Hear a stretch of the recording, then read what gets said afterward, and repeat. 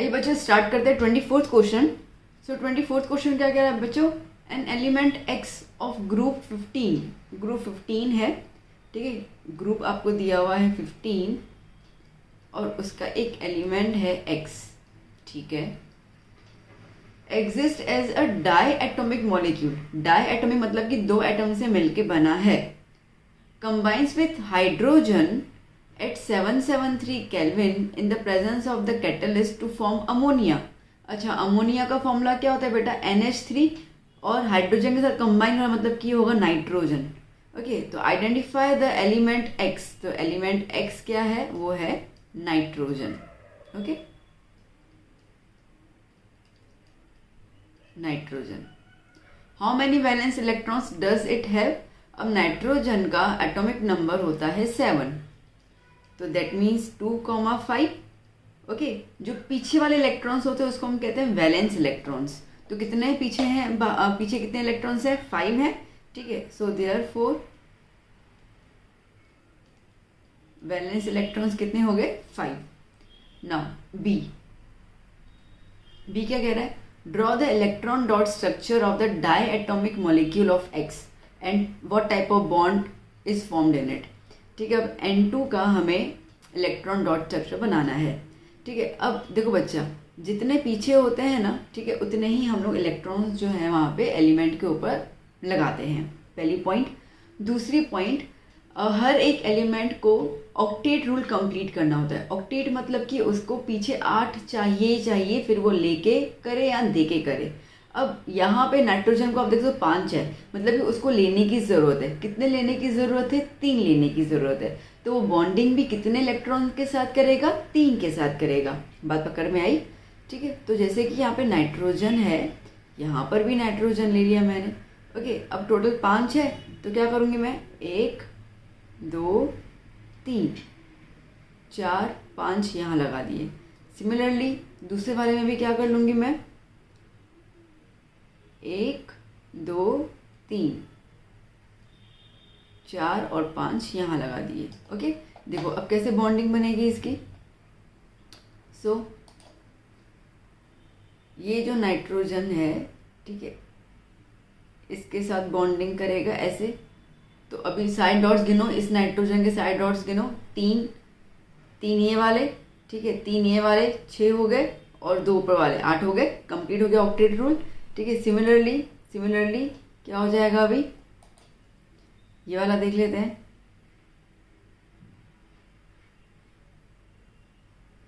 Okay, तो इसको हम कहते हैं इलेक्ट्रॉन डॉट स्ट्रक्चर। अच्छा, अभी आप देख सकते हैं यहाँ पे इलेक्ट्रॉन्स शेयरिंग हो रहे हैं। तो शेयरिंग जहाँ पे भी होते हैं तो किस टाइप का बॉन्ड होता है, ये कोवैलेंट बॉन्ड, ठीक है। सो किस टाइप का बॉन्ड हो गया, कोवैलेंट बॉन्ड। चलिए नाउ सी। ओके, क्या कह रहा है सी के अंदर, the electron dot structure of ammonia and what type of bond in it. ठीक है, इलेक्ट्रॉन डॉट स्ट्रक्चर हमें अमोनिया का बनाना है। ओके, आइए now ammonia that means NH3, ठीक है। अब आपको पता है नाइट्रोजन का एटॉमिक नंबर होता है 7, तो ये हो गया 2,5 और हाइड्रोजन का एटॉमिक नंबर होता है 1, दैट इज इक्वल्स टू 1। एक ही इलेक्ट्रॉन है इसके पास, ठीक है। तो कैसे अरेंज करेंगे इसको हम लोग, नाइट्रोजन कितने H हैं, देखो 3 H है यहाँ पे, NH3 मतलब 3 H है। 3 H है मतलब कि नाइट्रोजन अपने 3 इलेक्ट्रॉन जो है वो N के साथ शेयर करेगा, ठीक है। तो नाइट्रोजन का 1 2 3, ठीक है, बाकी यहाँ पे 4 और 5 दो एक साथ लिख देते हैं। ओके, नाउ हाइड्रोजन अपना 1 कर रहा है यहाँ पे 1 कर रहा है और यहाँ पे 1 कर रहा है, ठीक है बच्चों। क्लियर हुआ इतना। चलो बस अभी इसको अपन राउंड ना कर लेते हैं, रिंगा रोजेस। ये हो गया हाइड्रोजन के पास 2, एक क्रॉस वाला एक डॉट वाला। यहाँ पे भी हाइड्रोजन के पास 2 हो गए, यहाँ पे हाइड्रोजन के पास 2 हो गए, ठीक है। ओके, और नाइट्रोजन के 8 गिनने हैं अपने को, कितने, 8, ठीक है। तो देखो यहाँ से स्टार्ट करती हूँ, जितने भी इलेक्ट्रॉन हो नाइट्रोजन वाले सर्कल में वो आ जाने चाहिए। अब गिनो, देखो ऊपर के ये वाले क्रॉस और डॉट 2, साइड में 2 4, यहाँ पे 2 6 और ये इसके खुद के 2 8। बन गए, डन। ओके, अब आपके सामने ही है, हमने गोले गोले किए हैं, इसका मतलब कि ये कौन सा बॉन्ड हो गया, कोवेलेंट बॉन्ड। ठीक है ना बच्चों। देखो जैसे मैंने इसके पहले वाले वीडियो में आपको बता दिया है कि ये सारे क्वेश्चंस जो हैं वो इस तरीके से मैंने आपको दिए हैं कि अगर पेपर ट्विस्ट भी आए तो आप आराम से इसको सॉल्व कर सकते हैं। देखो अब तक का एक्सपीरियंस हमारा ये कहता है कि बोर्ड एक पेपर तो थोड़ा सा डिफिकल्ट बनाता ही है। अब आपका मैथ का पेपर काफ़ी इजी गया है, स्टैंडर्ड भी कह रहा था, बेसिक भी कह रहा था, ठीक है, इंग्लिश भी इजी गया है। तो अब जो है वो एसएस और साइंस में थोड़ा सा कहीं ना कहीं टफ करने के उनके पास मौके हैं, वो करता ही है, एक पेपर ज़रूर बोर्ड टफ बनाता है। अब ज़्यादा चांसेस साइंस में होते हैं, ठीक है, क्योंकि उसमें आप क्वेश्चंस को ट्विस्ट बहुत ज़्यादा कर सकते हैं, एसएस में थोड़ा सा कम कर सकते हो, ठीक है। तो इसके लिए ये क्वेश्चंस जो मैं आपको दे रही हूँ, मेरे क्वेश्चंस देने का रीज़न ये है, मैं आपको डरा नहीं रही हूँ, मैं आपको सिर्फ कह रही हूँ कि प्रिपरेशन करना चालू ही रखो, बंद मत करना। जैसे आप लोग कहेंगे कि मैं मेरा गाला कंप्लीट है, बहुत अच्छी बात है, गाला कंप्लीट है आपका, तो आप पास तो आराम से हो जाओगे, उसमें कोई दो राय नहीं है, ईजिली हो जाएगा, ठीक है। अगर आप कहेंगे कि मैम मेरा मार्वल भी कंप्लीट है, मेरा एनसीईआरटी भी कंप्लीट है, तो बहुत अच्छा है, ठीक है। तो आप आराम से 60, 70 आराम से क्रैक कर सकते हैं। पेपर कितना भी डिफिकल्ट हो इतना क्रैक हो जाएगा। अगर आपका मार्वल क्लियर है या आपका अगर मार्वल भी नहीं है, इट्स ओके, ठीक है। अगर मैंने आपको PYQs दिए वो आपने कर लिए, ठीक है, आपने गाला कंप्लीट कर लिया, आपने एनसीईआरटी कंप्लीट कर लिया, आपने इतना कंप्लीट कर लिया, तो आपका 65, 70 तो आने ही है, कोई दिक्कत नहीं है इसके अंदर। बट जैसे 80 on 80 में कुछ MCQs ट्विस्ट पूछेंगे, कुछ क्वेश्चंस में ट्विस्ट कर लेंगे, तो ये जो मेरा फंडा है लाने का वो इसके पीछे का ये है। ओके, आपको बहुत सारी जगह पे नॉर्मल क्वेश्चंस मिल जाएंगे, मैंने खुद ने प्रोवाइड किए हैं आपको बहुत नॉर्मल क्वेश्चंस, तो वो तो आपने ऑलरेडी लर्न कर लिए। अब वो क्वेश्चन मैं यहाँ पे डाल के बोलूँ कि these are the important question है, ये तो मैंने ऑलरेडी कर लिया, तो मैं आपका भी टाइम क्यों बिगाड़ूँ। इसकी वजह से ये क्वेश्चंस को, ठीक है, अच्छे से देखो। आप अभी तक ऐसा कुछ है नहीं कि जहाँ पे हमको लगे तो इसको लर्न करो, ये करो, समझने वाले क्वेश्चन सारे दे रही हूँ। मेरा पेपर ट्विस्ट आता है, लॉजिकल बेस पे आता है, तो you will be able to solve it, ठीक है, यही मेरा है पॉइंट। तो पेपर टफ हो या इजी हो, मेरे बच्चे हर एक पेपर सॉल्व करने चाहिए, इस मुद्दे को लेकर मैं यहाँ पे चल रही हूँ, ठीक है। चलिए टेंशन मत लो, टफ नहीं होगा, बस प्रिपरेशन करो।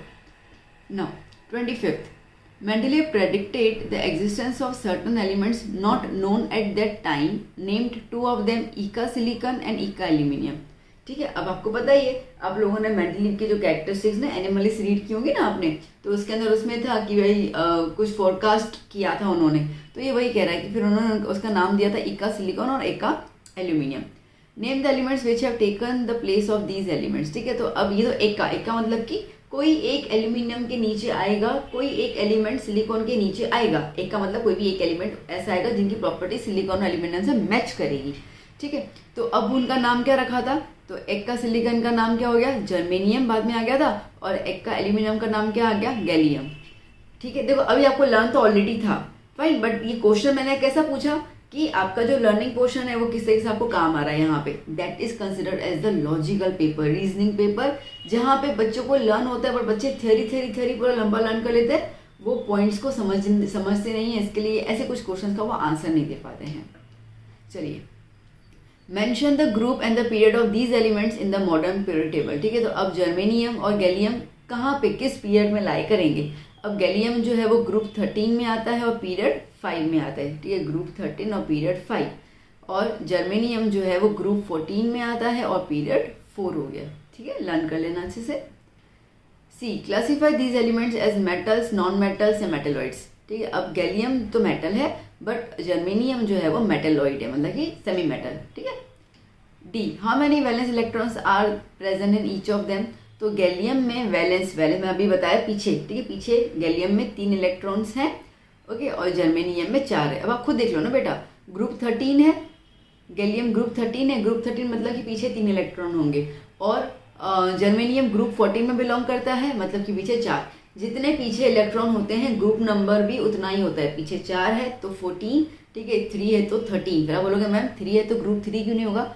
ग्रुप 3 से लेकर ग्रुप 12 वाले सारे के सारे एलिमेंट्स को हम लोग ट्रांजिस्टिव एलिमेंट्स कहते हैं। ये तुम्हारे लेवल में नहीं है, जो बच्चे 11th में साइंस लेंगे उनके लेवल में वो चीज़ आएगा, तो इसके लिए उस चीज़ों पे अभी अपन डिस्कस नहीं करेंगे, ठीक है। क्वेश्चन समझ आया है ना, मजेदार क्वेश्चन, ओके।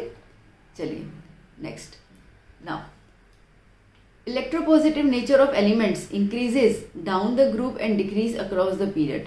ठीक है, कह रहा है क्वेश्चन समझना कि इलेक्ट्रोपॉजिटिव एलिमेंट्स जो होते हैं ना, तो उनकी इलेक्ट्रोपॉजिटिविटी अगर ग्रुप में जाते हैं, मतलब ऊपर से नीचे की तरफ आते हैं तो इंक्रीज होती है।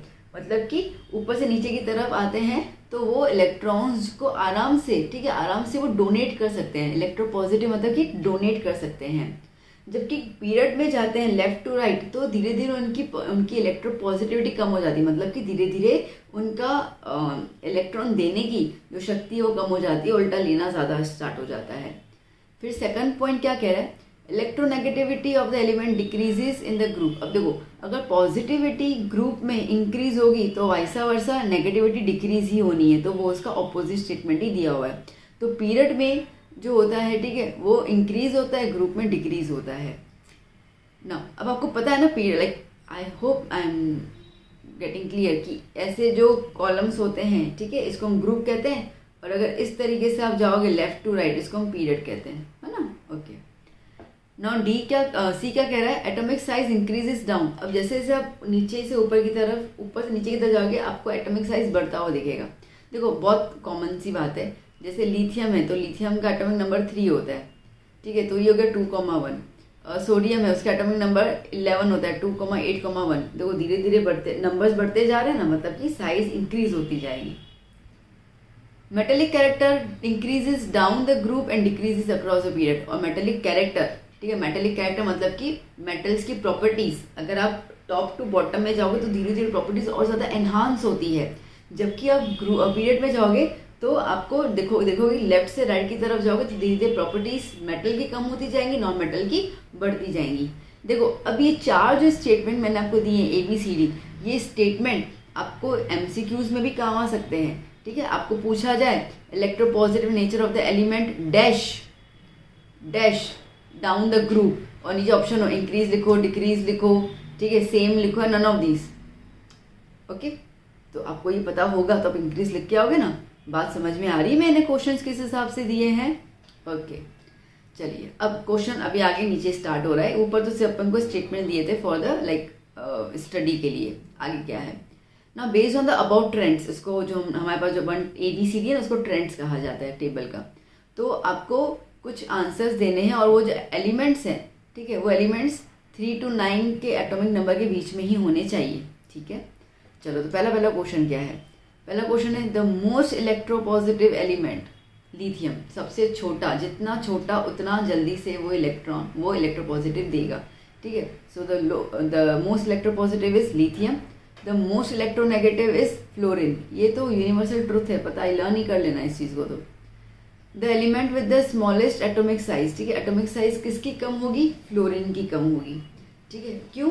आप बोलोगे मैम लिथियम में तो Z=3 और फ्लोरीन जो होता है उसका होता है 9। तो देखा जाए तो मैम फ्लोरीन का नंबर 9 है तो उसकी साइज ज़्यादा नहीं होनी चाहिए, और आप तो यहाँ पे फ्लोरीन लिख रहे हो सबसे छोटी साइज में। वो इसके लिए बेटा क्योंकि फ्लोरीन जो है वो इलेक्ट्रोनेगेटिव है। नेगेटिव का मतलब ये है कि वो इलेक्ट्रॉन्स को अपनी तरफ खींचेगा। तो जब खींचेगा इलेक्ट्रॉन्स को अपनी तरफ तो क्या होगा, उसकी साइज कम हो जाएगी क्योंकि अट्रैक्शन पावर बढ़ता जाएगा। आई बात समझ में? ठीक है, तो इस तरीके से जो फ्लोरीन है वो एटॉमिक साइज में सबसे कम होता है। Next, name the element that shows, okay, name the element which is metalloid. Metalloid boron 5th number में आता है। Name the element that shows a maximum valency. सबसे ज़्यादा वैलेंसी किसकी होती है, कार्बन की 4 वैलेंसी होती है। ठीक है, बाकी सबकी 1 2 3 होगी, दैट्स इट, और इसकी सबसे ज़्यादा होती है 4। इतना क्लियर हुआ बच्चों? चलो बच्चों चलते हैं नेक्स्ट क्वेश्चन की तरफ। 27, the atomic number of few elements are given. ठीक है, अब आपको एलिमेंट्स के नंबर दिए हुए हैं, जैसे यहाँ पे 10 दिया हुआ है, 27 और 14। पहला कह रहा है आइडेंटिफाई द एलिमेंट्स। ठीक है, अब एटॉमिक नंबर 10 में कौन सा होता है, वो होता है नियॉन। एटॉमिक नंबर 20 का होता है कैल्शियम। एटॉमिक नंबर 7 का होता है नाइट्रोजन। अभी भी देखा ना अपने आगे अमोनिया वाले क्वेश्चन में। और एटॉमिक नंबर 14 का होता है सिलिकॉन। ठीक है, चलिए अब आगे क्या कह रहा है ये, identify the group number of these elements in the periodic table. Group number बता दो, बड़ा आसान है। देखो सबसे पहले तो इनका इलेक्ट्रॉनिक कॉन्फ़िगरेशन लिखो, तो ये क्या हो जाएगा 2,8, ये क्या हो जाएगा 2,8,8,2। देखो 20 मिलेंगे ना, आपको बताओ ना 2, 8, 8, 18, 18, 32, उसमें हम डिवाइड करते हैं। नाइट्रोजन का हो गया 2,5, ठीक है, और सिलिकॉन का हो गया 2,4। अब मैंने आपको बताया था कि पीछे जितने इलेक्ट्रॉन्स रहेंगे उस हिसाब से आप ग्रुप लिखोगे, तो बस फिर लिख दो। जैसे यहाँ पे 8 है तो 8 मतलब कि ग्रुप नंबर 18, 8 मतलब कि ग्रुप नंबर 18, ठीक है, ओके। फिर ये 2 आया, 2 मतलब कि ग्रुप नंबर 12, पीछे 5 आया तो ग्रुप नंबर बोलो बोलो 15, और 4 आया तो ग्रुप नंबर बोलो बोलो 14, हो गया, ठीक है। तो बी वाला आंसर भी हमने यहीं पे लिख दिया। चलो C, identify the periods of these elements in the periodic table. Okay, period निकालना है। और देखो बेटा पीरियड के अंदर कॉमा कॉमा देखो कितने हैं, जैसे नियोन है, ठीक है, नियोन में 2,8 मतलब कॉमा 2 ही है ना, 2 और 8 2 ही है, तो इसके लिए कौन से पीरियड में आएगा बेटा, ये आएगा पीरियड 2 में। बात समझ आई कैसे कैसे देखना है। फिर बात करते हैं कैल्शियम की। कैल्शियम में कितने आ रहे हैं 2,8,8,2, कितने हो गए 4, ठीक है, तो ये हो गया पीरियड नंबर 4। फिर बात करते हैं नाइट्रोजन की, बोलो 2,5, 2 ही हुए, तो पीरियड नंबर 2, ओके। और फिर सिलिकॉन देखो, ओके सॉरी सिलिकॉन में 2,8,4 आएगा, माफ करना, ठीक है, 2,8,4 ग्रुप तो है, पीछे 4 है इसके लिए 14 तो आ गया, 3 हुए ना 2,8,4, ठीक है, तो इसमें क्या हो जाएगा पीरियड नंबर 3। डन, सारे हो गए, क्लियर हुआ, ठीक है ना, लॉजिकल क्वेश्चंस। ना नेक्स्ट क्या बोल रहे हैं D, what would be the electronic configuration of this elements. अब वो हमने यहाँ पे लिख ही दिया, देखो ये वाले जो मैंने लिखे हैं दीज आर इलेक्ट्रॉनिक कॉन्फ़िगरेशन, ठीक है, तो वो तो आ ही गया आपके यहाँ पर। फिर बात करते हैं हम लोग, देखो थोड़ा सा बता दूँ, जैसे कि ये मैंने लिखे हैं तो ये आपका आंसर हो जाएगा डी, ठीक है, ये डी का आंसर। ये जो हमने ग्रुप्स लिखे हैं वो बी हो गया, ओके। पीरियड के लिए सी हो गया, ये सी का आंसर। अब बात करते हैं हम लोग E, determine the valency of this elements, ठीक है, वैलेंसी बता दो। तो देखो बच्चों वैलेंसी इसका मतलब कि आपको ये देखना है कि 8 में, ठीक है, 8 में पीछे कितना कम है उतना वैलेंसी। तो जैसे नियोन है, नियोन में पीछे 8 ही है, तो उसको ना लेने की ज़रूरत है ना देने की ज़रूरत है, ठीक है, तो वैलेंसी क्या हो गई उसकी 0, ओके। फिर बात करते हैं हम लोग कैल्शियम की। देखो कैल्शियम में पीछे कितना है 2, तो अब अगर ये देखो 2 है तो 2 आराम से दे देगा, तो पीछे 8 बचेगा ना उसका। जब सिंपल बता दूँ, जब 1 2 3 हो ना तो प्लस 1 2 3 लिख देना, सिंपल, ठीक है। तो इसका वैलेंसी क्या हो गया, इसका वैलेंसी हो गया कैल्शियम का +2, या सिंपल आप सिर्फ 2 भी लिख सकते हो, ठीक है, बात समझ आई। पीछे जितना नंबर हो वो लिख देना, अगर 1 2 3 है तो। जैसे नाइट्रोजन, ओके, नाइट्रोजन, तो नाइट्रोजन में क्या है बेटा, नाइट्रोजन में पीछे कितने हैं 5, 8 करने हैं, तो इसको तो 3 और चाहिए, तो इसकी वैलेंसी क्या हो जाएगी -3, ठीक है, इसकी वैलेंसी क्या हो जाएगी -3, तो इसके लिए आप क्या लिख दोगे 3 यहाँ पे, ओके। नेक्स्ट सिलिकॉन, सिलिकॉन जो है, ओके, पीछे क्या है 4, अब ये 4 है तो ये क्या करेगा, ये +4 भी बन सकता है -4 भी बन सकता है, ठीक है, तो इसके लिए इसका वैलेंसी सिंपल क्या आएगा 4 आएगा, बात समझ आई, ठीक है। तो देखो कभी भी इलेक्ट्रॉनिक कॉन्फ़िगरेशन में पीछे 1 2 और 3 हो तो उसकी वैलेंसी भी +1 +2 और +3 हो जाती है, ठीक है। 4 का +4 और -4 दोनों रहता है, अगर आपको यहाँ पे लिखना हो तो आप +4 एंड -4 दोनों लिख सकते हो, डिपेंड करता है कि उसको सामने किस टाइप का एलिमेंट मिल रहा है, ठीक है। और अगर 5 6 और 7 हो तो 5 के लिए -3 लिखोगे, 6 के लिए -2 और 7 के लिए -1, ये चीज़ याद कर लेना, कोई भी एलिमेंट दिया जाए आप उसकी वैलेंसी लिख सकते हो, ठीक है। चलिए next, during the extraction of metals electro refining is use to obtain the pure metal, ठीक है, तो हम लोग इलेक्ट्रो रिफाइनिंग यूज करते हैं। Which material will be used as anode and which material will be used as cathode for refining silver metal. तो silver metal के अंदर, ठीक है, एनोड पे हम लोग इम्प्योर मेटल लगाते हैं, तो impure metal of silver is used as anode, जबकि प्योर मेटल ऑफ सिल्वर या कोई भी इज यूज्ड एज कैथोड। अगर आपको सिल्वर प्योरीफाई करना है, ठीक है, आपको कॉपर प्योरीफाई करना है, तो इम्प्योर कॉपर एनोड पे और प्योर कॉपर कैथोड पे, ठीक है। अब वो कह रहा है कि विच मटेरियल इज यूज, तो यहाँ पे इम्प्योर सिल्वर, इस मैंने बताया एनोड, और प्योर सिल्वर जो होगा वो कैथोड पे हो जाएगा। ओके, फिर आता है बी, सजेस्ट सुटेबल इलेक्ट्रोलाइट। अब जिस भी मेटल को आपको प्योरीफाई करना होता है ना बेटा, इलेक्ट्रोलाइट मतलब कि वो बीकर में जो सॉल्यूशन चाहिए होता है वो उसका ही होना चाहिए। तो अब यहाँ तो सिल्वर सल्फेट यूज कर सकते हो, यहाँ तो सिल्वर नाइट्रेट, ज़्यादातर सिल्वर नाइट्रेट यूज होता है। C, where do we get pure silver in the electrolyte after passing the electric current, ठीक है, तो कहाँ मिलेगा? कैथोड में। प्योरिफिकेशन हमेशा कहाँ पे होता है? कैथोड की तरफ होता है। तो प्योर सिल्वर आपको कहाँ मिलेगा? कैथोड। यहाँ पे कॉपर हो, एल्यूमिनियम हो, ठीक है, एल्यूमिनियम नहीं, कॉपर हो, प्लेटिनम हो, ठीक है, गोल्ड हो, सब कैथोड पे मिलेंगे। बात समझ आई? यहाँ पे मैंने एग्जांपल सिल्वर का दिया है, बोर्ड में कुछ भी पूछ सकते हैं, एग्जांपल के तौर पे कॉपर पूछ लिया, ठीक है, ओके। तो कॉपर पूछना तो कॉपर सल्फेट लिख देना सॉल्यूशन में, और बाकी तो सब सेम ही है, ओके। अच्छा, अब अगर आपसे ये पूछे कि एनोड में क्या होता है, ठीक है, तो एनोड में जो इम्प्योरिटी जाती है तो एनोड की तरफ नीचे गिर जाती है, उसको हम कहते हैं एनोड मड। सुना होगा आपने इसके बारे में, ठीक है, anode mud that means the impurity which is extract, okay, from the impure metal, और वो नीचे जाके बीकर में जमा होती जाती है। Now next question, generally metals are treated with mineral acids, ठीक है। मिनरल एसिड्स का मतलब कि HCl, H2SO4 उसको कहते हैं हम लोग, ठीक है। HCl हो गया, H2SO4 हो गया, HNO3 हो गया, ठीक है, इसको मिनरल एसिड्स कहते हैं। तो तब वो लिबरेट करते हैं हाइड्रोजन गैस। अब अपने को पता है, ठीक है, metal plus acid gives salt plus hydrogen gas, ठीक है। अगर मैं एग्जांपल लूँ यहाँ पर, तो लाइक एल्यूमिनियम प्लस HCl, ठीक है, gives AlCl3, okay, plus H2, balance नहीं किया मैंने अभी तक, ठीक है। तो हमें ये कंपाउंड मिल जाता है। तो मेटल्स जो है ना, ज़्यादातर मेटल्स जो है वो HCl और H2SO4 के साथ आराम से रिएक्ट कर लेते हैं, बट HNO3 के साथ रिएक्ट नहीं कर पाते। क्यों?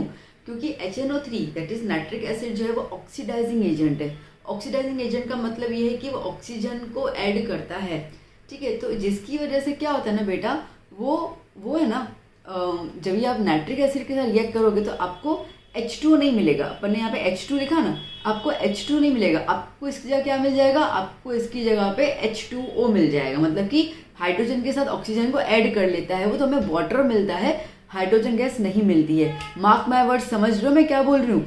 सुनो, HCl और H2SO4 के साथ आप कुछ भी रिएक्शन करो, आपको हाइड्रोजन मिलेगा मेटल्स के साथ, कोई टेंशन नहीं है। बट उसकी जगह आप अगर HNO3 का यूज़ करते हैं तो आपको हाइड्रोजन गैस नहीं मिलेगा, क्योंकि HNO3 जो है वो स्ट्रॉन्ग ऑक्सीडाइजिंग एजेंट है, मतलब कि उसकी टेंडेंसी ऑक्सीजन को ऐड करना। तो इसके लिए वो हाइड्रोजन के साथ ऑक्सीजन को ऐड कर लेता है, तो वो वाटर बन जाता है। बात समझ आई? इतनी क्लियर हुआ ना? ठीक है, हाँ, बट एक्सेप्शंस हैं। See, chemistry is purely based on exceptions, ठीक है। Mn और Mg मतलब कि मैंगनीज और मैग्नीशियम, ये अगर आप HNO3 के साथ रिएक्ट करोगे तो आपको तब हाइड्रोजन गैस नहीं मिलेगा। तो वो जैसे मैंने आपको बता दिया that hydrogen gas is non liberated, only magnesium and manganese जो है वही हाइड्रोजन गैस जो है वो पास कर सकते हैं। बट उसके लिए भी कंडीशन ये है कि नाइट्रिक एसिड बहुत बहुत बहुत ज़्यादा डाइल्यूट होना चाहिए, ठीक, कॉन्सेंट्रेट नहीं, उबलता हुआ नहीं, बहुत ज़्यादा डाइल्यूट होना चाहिए, तब पॉसिबल है। चलिए next, compound X and aluminium are use to join railway track, ठीक है। कौन सा कंपाउंड है जिसको हम एल्यूमिनियम के साथ ज्वाइन करते हैं तो रेलवे ट्रैक बनाता है? थर्माइट रिएक्शन, याद है? गाला वगैरह में क्वेश्चन था, एक्सप्लेन थर्माइट रिएक्शन, मैंने PYQ उसमें भी दिया था। देखो, अब वही थर्माइट रिएक्शन को हम किस तरीके से अलग अलग क्वेश्चन के फ्रेम में इसको हम लोग चेंज कर सकते हैं। तो आइडेंटिफाई द X कंपाउंड, तो है फेरिक ऑक्साइड Fe2O3, ठीक है। Name the reaction, thermite reaction मैंने अभी भी बोला। राइट डाउन इट्स रिएक्शन, क्या रिएक्शन है? Al plus Fe2O3 gives Fe plus Al2O3 plus heat, ठीक है। ये Al2O3 है, ठीक है, टाइपो एरर है, देखा, थोड़ा देख लेना। और ये Fe2O3 है, ठीक है बच्चों। चलो नेक्स्ट क्वेश्चन, है ना मज़ेदार क्वेश्चन?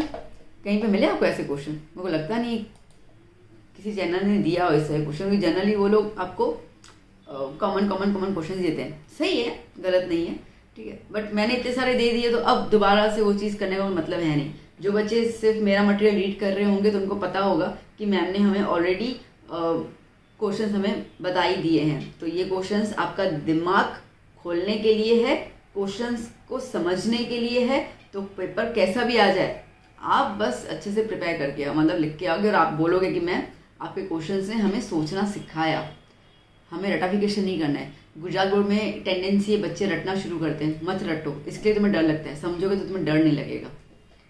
चलिए, a non metal x exist in 2 different forms, ठीक है। अब एक नॉन मेटल एक्स है, 2 अलग तरीके से हैं, वाई और जेड के फॉर्म में है। वाई जो है वो हार्डेस्ट है जबकि जेड जो है वो गुड मटेरियल। अब आपको पता है सबसे ज़्यादा हार्डेस्ट नेचुरल मटेरियल कौन सा है? डायमंड। बस, तो इसका मतलब कि ये एक्स कौन होगा? कार्बन होगा। एक्स कार्बन है, डायमंड और ग्रेफाइट ये उसके एलोट्रॉप्स है, मतलब कि उसकी प्रजातियां हैं, ठीक है। डायमंड जो है वो हार्डेस्ट नेचुरल सब्सटेंस है और इसके लिए वाई डायमंड हो गया, और ग्रेफाइट जो है वो इलेक्ट्रिक कंडक्टर है, इसके लिए वो जेड हो गया, मतलब ठीक। चलो next, what are constituents of solder alloy, ठीक है। सोल्डरिंग करते हैं ना अपन, तो वो किससे मिलके बनता है, ठीक है। तो वो लेड और टिन से मिलके बनता है। 1 मार्क का क्वेश्चन है, आ सकता है बिल्कुल।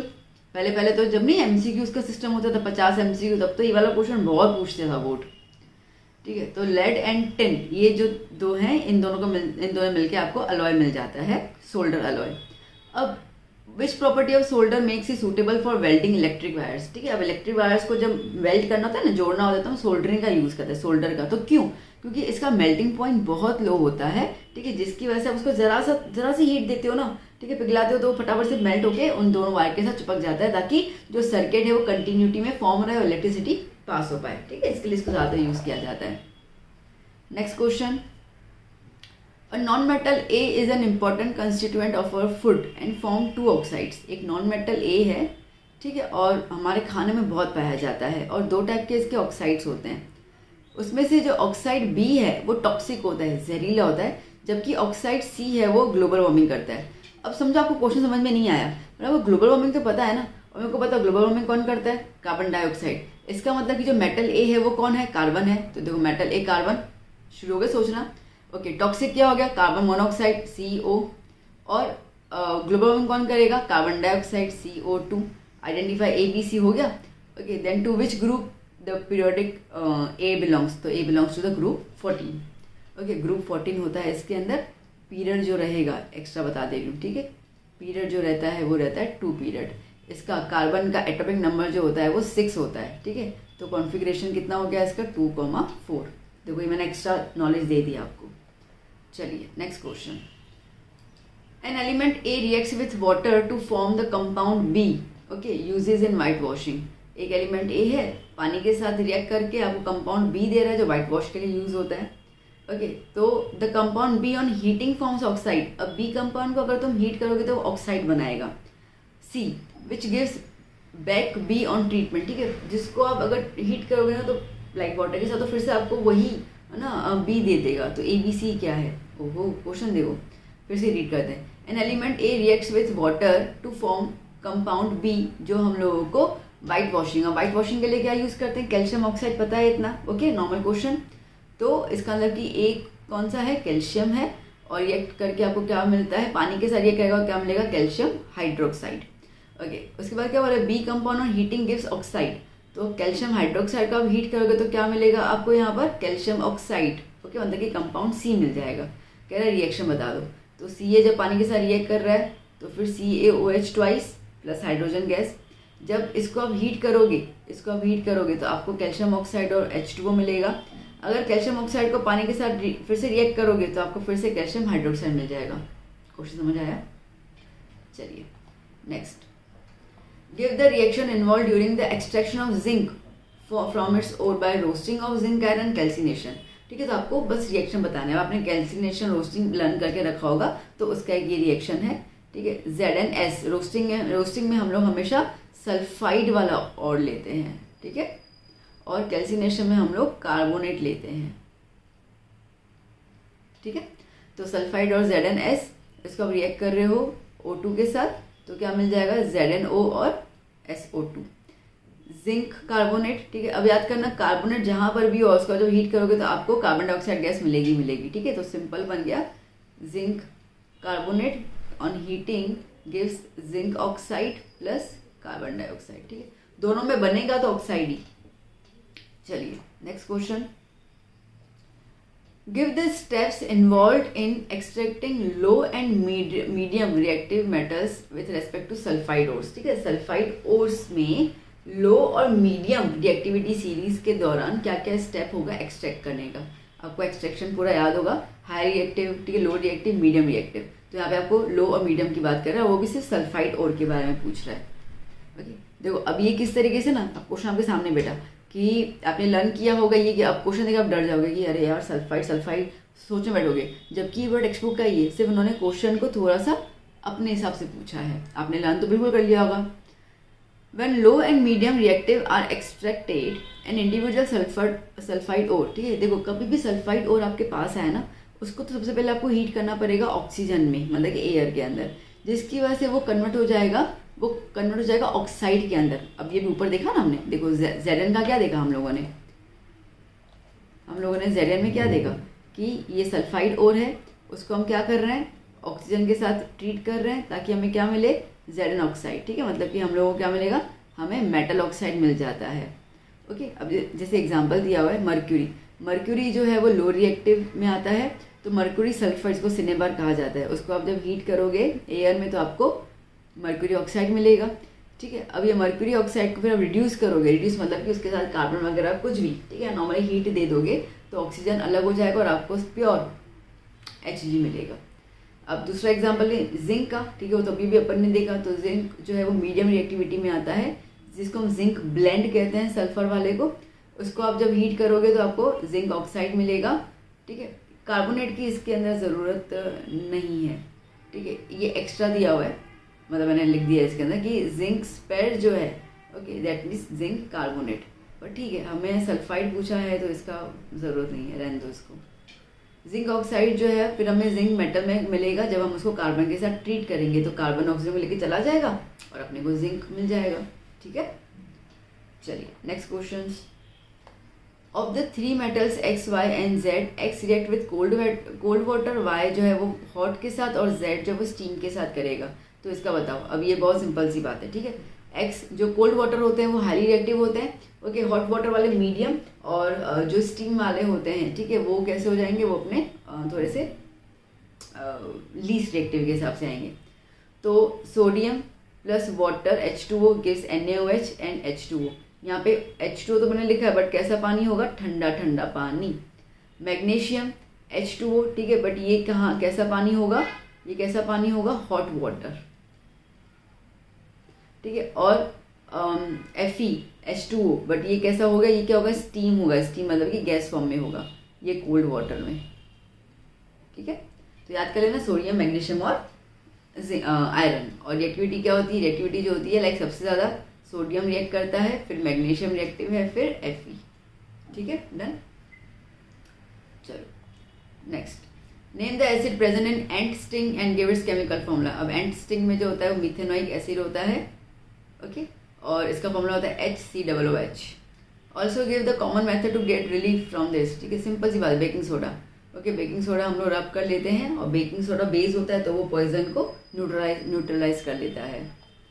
Next, how would you distinguish between baking powder and washing soda by heating. देखो बेकिंग सोडा जो होता है NHCO3, ठीक है, इसको जब हीट करेंगे तो वो Na2CO3 देगा, मतलब कि वो हमें क्या देगा, वो हमें देगा सोडियम कार्बोनेट, ओके। अब इससे क्या होता है, ये सोडियम कार्बोनेट जो होगा इसके अंदर बेसिकली थोड़ा सा बिटर टेस्ट आता है, ठीक है।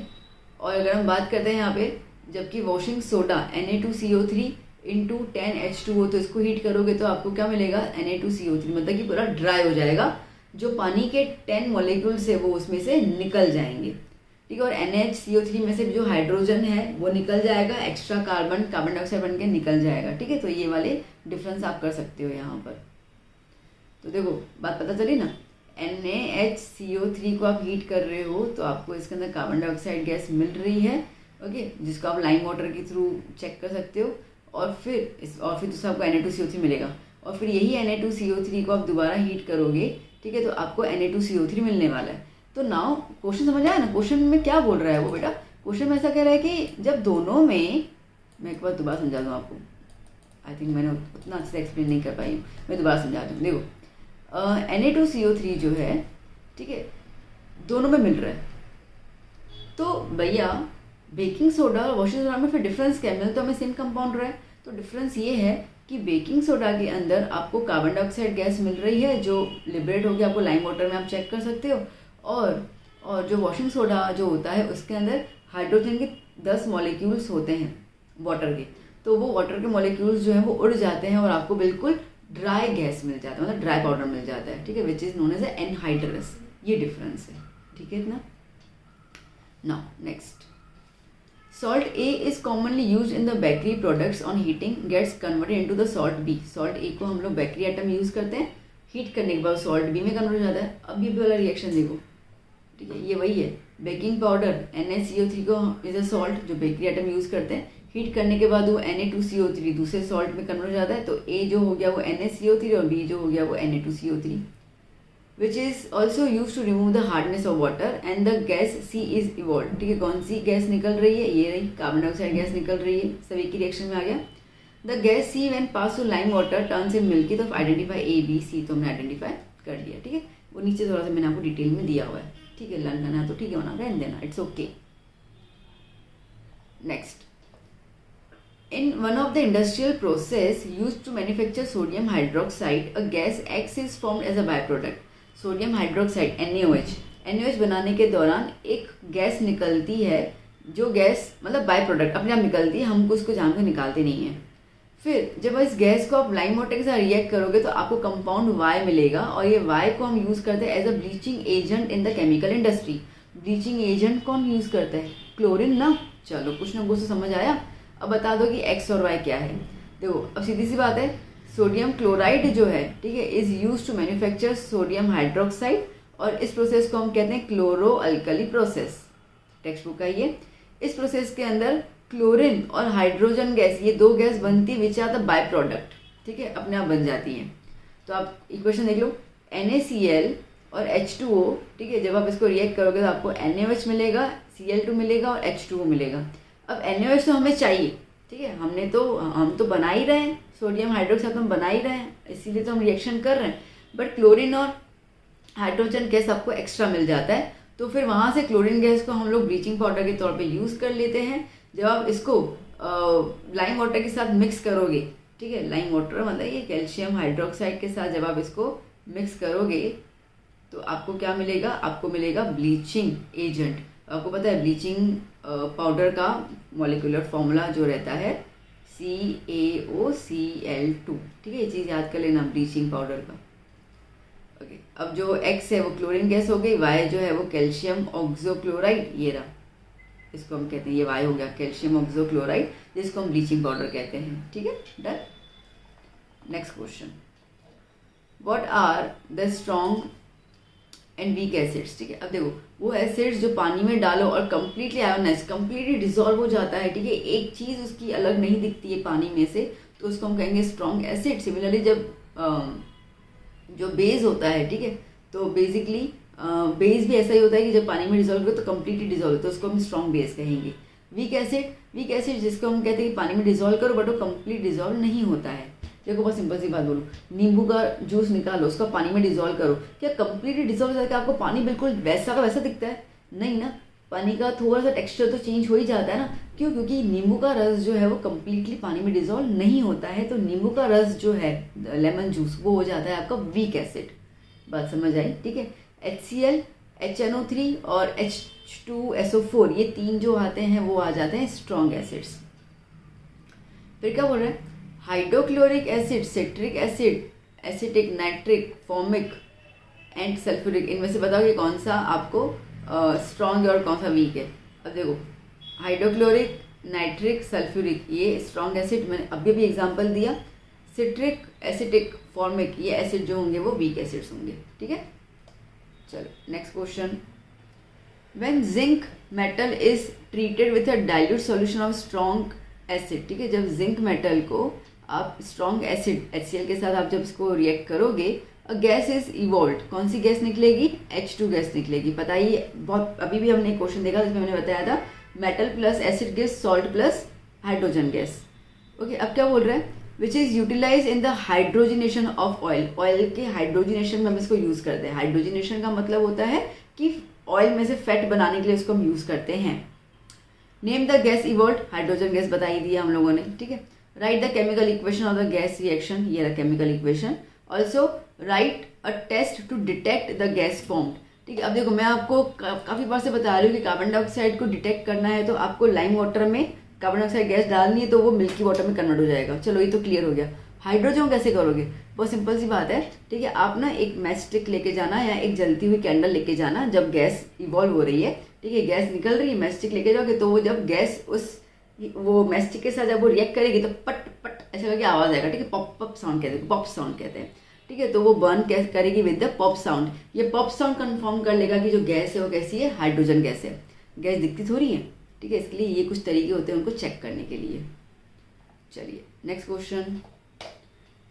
For making cake baking powder is taken, okay. Cake बनाने के लिए हम बेकिंग पाउडर यूज़ करते हैं। If your mother uses baking soda, okay, अगर बेकिंग सोडा यूज़ करती हैं बेकिंग पाउडर की जगह तो क्या टेस्ट में कुछ फ़र्क आएगा? हाँ, तो क्यों आएगा? ओके, तो अगर बेकिंग सोडा की जगह बेकिंग पाउडर यूज़ किया जाता है तो बट वैसे केक जो है वो करवा हो जाएगा, ठीक है, करवा हो जाएगा। क्योंकि बेकिंग सोडा को जब हम हीट करते हैं तो वो सोडियम कार्बोनेट बन जाता है, जिसकी वजह से केक जो है वो बिटर। अब ये वाला रिएक्शन ऊपर हमने 2 बार देखा हुआ है तो सेम ही है। फिर क्या बोल रहा है? How can baking soda be converted into baking powder? तो बेकिंग सोडा को आप बेकिंग पाउडर में कैसे कन्वर्ट कर सकते हो? तो बेकिंग सोडा को हम बेकिंग पाउडर में कन्वर्ट कर सकते हैं by adding edible weak acid, ना टार्टरिक एसिड, मतलब खाने वाला एक छोटा सा एसिड, जिसको ना कई बार लोग अजीनोमोटो भी कहते हैं, ठीक है। बहुत से ऐसे एसिड घर पे मम्मी को पूछना बताऊंगा उनको। टार्टरिक एसिड वाइट कलर का होता है, वो आप ऐड कर लो तो फिर वो बेकिंग सोडा को कन्वर्ट कर लेगा बेकिंग पाउडर के अंदर, ठीक है। फिर आप उसको यूज़ कर सकते हो, कोई दिक्कत नहीं है ना। What is the role of tartaric acid added to baking soda? अब टार्टरिक एसिड जो है जब पानी के साथ डिजोल्व हो जाएगा तो वो हाइड्रोजन गैस लिबरेट करेगा।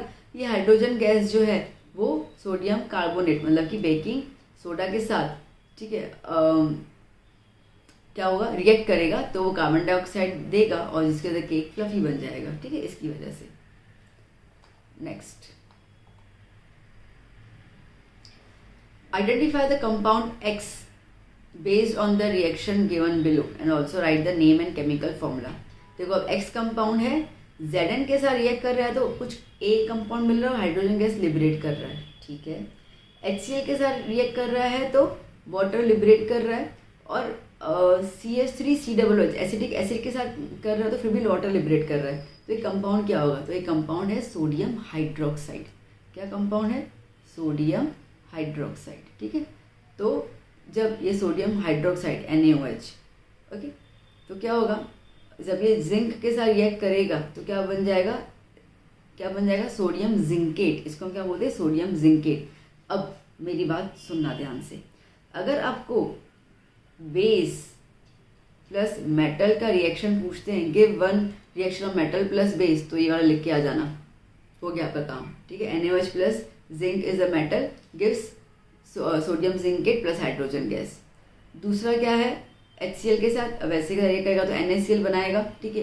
ये रिएक्शन किसका हो गया? ये हो गया बेस प्लस एसिड। अगर आपसे पूछते हैं ना, आपसे पूछते हैं कि right the chemical properties of base, तो ये प्रॉपर्टीज में लिख के आ सकते हो, ये इसके सेम आंसर ही है, ठीक है। और फिर ये क्या हो जाएगा? सोडियम हाइड्रोक्साइड जब रिएक्ट होगा एसिटिक एसिड के तो हमें मिलेगा सोडियम एसीटेट, ठीक है, सोडियम एसीटेट, ओके। अब ये क्या है?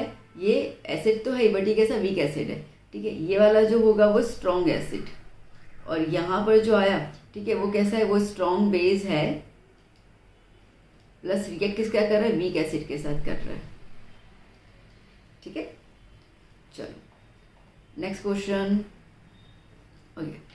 A white precipitate is obtained when adding a drop of barium chloride solution to a aqueous sodium sulfide solution, ठीक है।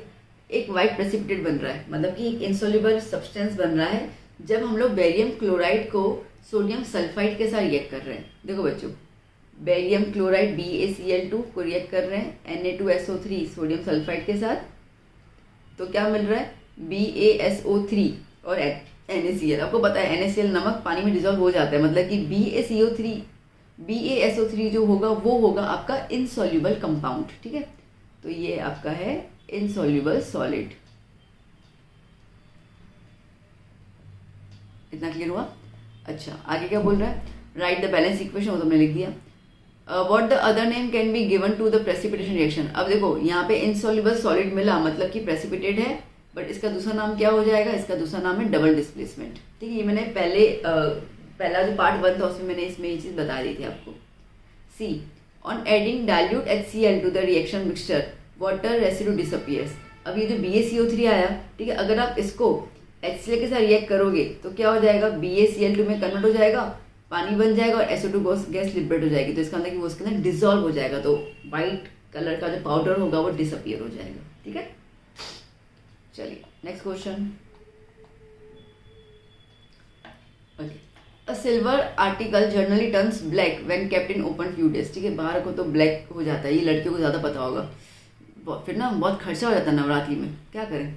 द आर्टिकल व्हेन रब with toothpaste again start shining. लड़कियों ध्यान दो, ठीक है, तो क्या करना, टूथपेस्ट से इसको रब करना तो फिर से शाइन करेगा। Now the question is that why do silver article turn black when kept in open days, ठीक है। क्यों होता है भाई, क्यों, इसके लिए होता है कि जब वो सिल्वर आर्टिकल, ठीक है, रिएक्ट करेगा सल्फर बेस्ड कंपाउंड के साथ, जैसे कि हाइड्रोजन सल्फाइड जो एयर में मौजूद ही होता है, ठीक है, तो वो बन जाएगा सिल्वर सल्फाइड Ag2S। इसको हम कहते हैं कोरोजन। ये भी तो लाइक जैसे आयरन का कोरोजन होता है, ये सिल्वर का कोरोजन होता है, बट इसको एग्जैक्ट नाम है, उसको हम कहेंगे टार्निशिंग ऑफ सिल्वर, ठीक है। सिल्वर का काला पड़ना, उसको हम कहेंगे tarnishing. Name the black substance formed and give its chemical formula. Silver sulphide और केमिकल फॉर्मूला Ag2S, ठीक है, Ag2S। Done. Next question, a magnesium ribbon is burned in oxygen to give white compound X। अब बहुत simple है, magnesium जब, ठीक है, magnesium जब रिएक्ट होगा ऑक्सीजन के साथ तो आपको मिल जाएगा मैग्नीशियम ऑक्साइड। ये मैग्नीशियम ऑक्साइड जो होता है व्हाइट कलर का पाउडर होता है, तो X क्या हो गया, मैग्नीशियम ऑक्साइड हो गया। Okay, if the burning ribbon is now placed in atmosphere nitrogen. अब अगर आप वो, ठीक है, जलता हुआ रिबन जो है अगर आप नाइट्रोजन में रख देते हो, ठीक है, इट कंटिन्यूज बर्निंग, फिर से बर्न तो कंटिन्यू तो है ही, बट वो अभी दूसरा कंपाउंड बनाएगा। तो नाइट्रोजन में जब रखोगे तो क्या बन जाएगा, मैग्नीशियम नाइट्राइड। क्या बन जाएगा, मैग्नीशियम नाइट्राइड। कहा है कि भाई इनका मॉलिक्यूलर फॉर्मूला बता दो, तो X का MgO और Y का Mg3N2, ठीक है, Mg3N2। Write a balance chemical equation when X is dissolve in water. तो मैग्नीशियम ऑक्साइड को जब पानी में डिजॉल्व करोगे तो क्या मिलेगा, magnesium hydroxide. Okay, next, a substance X an oxide group 2 element is used intensively in cement industry. ठीक है, बताओ कौन सा सबसे ज्यादा सीमेंट इंडस्ट्री में यूज होता है, सही पकड़े हैं, कैल्शियम ऑक्साइड। ठीक है, देखो अब आपसे पूछते हैं right one use of calcium oxide, तो आप लिख सकते हो it is used in cement industry. और अगर ऐसा पूछ लिया कि सीमेंट इंडस्ट्री में कौन सा एलिमेंट यूज होता है, कंपाउंड यूज है, तो कैल्शियम ऑक्साइड। दोनों आंसर्स आ गए यहाँ पर।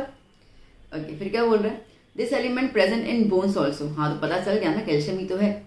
The element is present in bones is calcium. On treatment with water it form solution which turns red litmus to blue. ठीक है, जब आप इसको पानी के साथ रिएक्ट करोगे तो आपको कैल्शियम हाइड्रोक्साइड मिलेगा। अब हाइड्रोक्साइड क्या हो जाता है, बेस हो जाता है, और बेस हमें पता है बेस क्या करता है, रेड लिटमस को ब्लू के अंदर कन्वर्ट कर लेता है। तो एक्स बता दो, केमिकल रिएक्शन लिख दो, मैंने लिख दिया। ठीक है, चलो last question, what do you understand by the rancidity, और उसको हम लोग कैसे सॉल्व कर सकते हैं। तो रेंसिडिटी इसका मतलब कि जो ऑयल और फैट हमारे खाने में मौजूद होते हैं उसके अगर वो ऑक्सीजन के साथ रिएक्ट करते हैं तो बहुत गंदी सी स्मेल हो जाती है, टेस्ट भी गंदा होता है, तो हम कहते हैं रेंसिडिटी। जैसे कि पोटैटो चिप्स हो गए, ठीक है, जब आप उसको काफ़ी समय तक रखोगे तो आपको अच्छा खासा ना टेस्ट देगा ना स्मेल आएगी। तो अब क्या क्या तरीका है, तो सबसे पहले या तो तुम एंटीऑक्सीडेंट्स यूज़ कर लो। एंटीऑक्सीडेंट्स, एंटी मतलब कट करने वाला, किसको, ऑक्सीजन को, मतलब कि वो कंपाउंड जो ऑक्सीजन को रिएक्ट होने ही ना दे। दूसरा है चीज़ों को रख दो रेफ्रिजरेटर में, सस्ता टिकाऊ काम, ठीक है। जो भी चीज़ बचती है, चावल रोटी दाल वाल जो बचा रखो फ्रिज के अंदर, एसिडिटी होने के चांसेस नहीं है। क्यों? क्योंकि उस दौरान क्या होता है ना, टेम्परेचर जो हमारा फ्रिज का होता है उसमें बैक्टीरियाज ना लाइक बेहोश हो जाते हैं, वो ग्रो नहीं कर पाते, इसलिए हमारा खाना खराब नहीं होता है। उसके अलावा replacing oxygen in the container with another gas, ठीक है। जैसे कि हम लोग नाइट्रोजन गैस यूज़ कर लेते हैं चिप्स के पैकेट्स के अंदर, ठीक है। इसके लिए चिप्स का पैकेट फूला फूला मत होता है, ऐसा लगता है बस ये खा लेंगे तो हमारा डिनर कंप्लीट, पता चलते हैं कि सिर्फ 7-8 पीसेस ही निकलते हैं, बाकी पूरा गैस होता है। तो गैस जो होता है वो नाइट्रोजन गैस होता है, ठीक है। डन बच्चों? सो बच्चों कैसा लगा? मजा आया? क्वेश्चंस की वैरायटी समझ आई ना? शानदार क्वेश्चंस मैंने दिए हैं। तो ये क्वेश्चंस दोबारा कह रही हूँ मैं, ठीक है। हो सकता है ऐसे पूछ भी सकते हैं पेपर टफ बनाने के लिए, कोई नक्की नहीं है, बट इन क्वेश्चंस का अगर आप यूज़ करोगे तो आप 1, 2, 3 आराम से मार्किंग क्वेश्चंस जो होंगे वो आप इसको सॉल्व कर पाओगे, क्योंकि हर एक क्वेश्चन लॉन्ग भी जा रहा है और ऑब्जेक्टिव बेस्ड भी जा रहा है, लॉजिकली भी जा रहा है, रीजनिंग भी जा रहा है, नॉलेज बेस्ड भी है। क्लियर हुआ? ठीक है। तो मैं ये नहीं कहूँगी बैठ के इसको रटो, मत रटो, कोई बात नहीं, बट 2 बारी वीडियो को सुनना ज़रूर, दिल से आराम से, कान में हेडफोन डाल दो, कोई होना नहीं चाहिए, ठीक है। जो मैं कहती जा रही हूँ उसको बस इत्मीनान से सुनना, देखना क्या हो रहा है, आपका काम यहीं पे खत्म, ठीक है। तो चलो बच्चों, यहाँ पे वीडियो को वाइंड अप कर लेते हैं। अभी मैं लेके आऊँगी फिजिक्स का, ठीक है, क्योंकि फिजिक्स का है। देखो फिजिक्स बेसिकली न्यूमेरिकल्स और थ्योरी से पूरा बना होता है, तो न्यूमेरिकल्स मैंने प्रोवाइड कर ली, तो आपका आधा काम तो मैंने वहीं खत्म कर लिया, बाकी मुझे अभी सिर्फ देना है आपको थियोरेटिकल पार्ट, वो मैं नेक्स्ट वीडियो में लेके आ रही हूँ। तो तब तक आप इसको प्रिपरेशन करते रहिए, वीडियो शेयर कीजिए आपके फ्रेंड्स के साथ। चलो मिलते हैं हम लोग बाद में, और पढ़ाई करते रहिए जम के, ठीक है। Bye bye, take care.